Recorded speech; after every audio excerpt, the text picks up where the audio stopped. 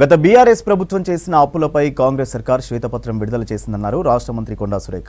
BRS ఎమ్మెల్యేలు తప్పుల్ని కప్పిపుచ్చుకోవడం కోసం ప్రయత్నాలు చేస్తున్నారని ఫైర్ అయ్యారు. గత ప్రభుత్వం చేసిన అవినీతిపై ఖచ్చితంగా విచారణ చేస్తామన్నారు కొండా సురేఖ. వరంగల్ జిల్లా బట్టల బజార్లోని శ్రీ వెంకటేశ్వర స్వామిని దర్శించుకున్నారు మంత్రి. వైకుంఠ ఏకాదశి సందర్భంగా ఆలయంలో ప్రత్యేక పూజలు చేశారు కొండా సురేఖ. వాళ్ళు ఇచ్చిన మేనిఫెస్టోను వాళ్ళు అమలు చేయకపోవడం వల్లనే వాళ్ళ నోళ్ళు ఓడగొట్టారు ఈరోజు ప్రజలు. మేము ఇచ్చిన మేనిఫెస్టోను మళ్ళీ మేము ఇవ్వకుండా ప్రజల్లోకి మేము ఎట్లా వెళ్తాము? పార్లమెంట్ ఎన్నికలు వస్తున్నాయి, మళ్ళీ అసెంబ్లీ ఎన్నికలు వస్తాయి. వాళ్ళు ఏంటి అంటే మా మీద ప్రజలకు ఒక తప్పుడు ఆలోచన రావడానికి, వీళ్ళు ఇవ్వరు అనేటువంటి మాట ప్రచారం చేయడానికి పార్లమెంట్ ఎన్నికల కోసం వాళ్ళు పదే మాట్లాడుతూ ఉన్నారు. మేము వచ్చి ఇంకా నెల రోజులు కాలేదు, మేము సమీక్షలు నిర్వహిస్తూ ఉన్నాం, లోటుపాట్లను గమనిస్తూ ఉన్నాం.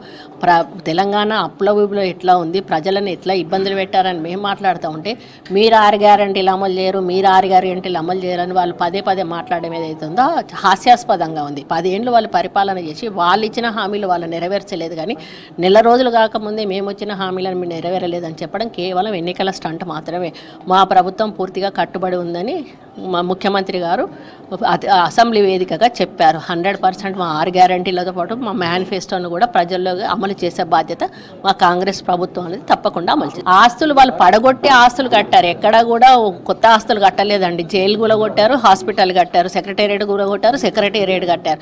ఇట్లా ఉన్న ఆస్తులను పడగొట్టి ఆస్తులను కట్టి వాళ్ళు ప్రజల సొమ్మును దుర్వినియోగం చేశారు. ఈరోజు మిషన్ భగీరథ ద్వారా 44,000 కోట్ల రూపాయలు చేశారు. ఈరోజు కాళేశ్వరం ద్వారా 1,00,000 కోట్ల రూపాయలు వాళ్ళే ఒప్పుకున్నారుగా. 97 ఇప్పుడు ఏమొచ్చింది? కాళేశ్వరాన్ని కూలగొట్టాలంటారు, మేడగడ్డను కూలగొట్టాలంటారు. మరి వాళ్ళు సృష్టించిన ఆస్తులు ఏం ఉపయోగం ఉన్నాయి? ఇప్పుడు ప్రజల ఆస్తులన్నీ కూడా నీళ్ళ పాలు చేసినట్టయితే బొందబెట్టినట్టే కదా. ఇప్పుడు మిషన్ భగీరథలు అన్ని బొందలు పెట్టినట్టే కదా. వాళ్ళు డబ్బును దుర్వినియోగం చేశారు, కానీ కరెక్ట్గా ఎక్కడ కూడా నాణ్యతాపరమైనటువంటి వర్కులు అయితే వాళ్ళు చేయలేదు. వీటి మీద విచారణలు కానీ లేకపోతే భవిష్యత్తులో చూసుకుంటారు. సీఎం గారు నోటీసులో ఉన్నాయి. మా వరకు అయితే ఉన్న సమాచారాన్ని మీకు అందించారు.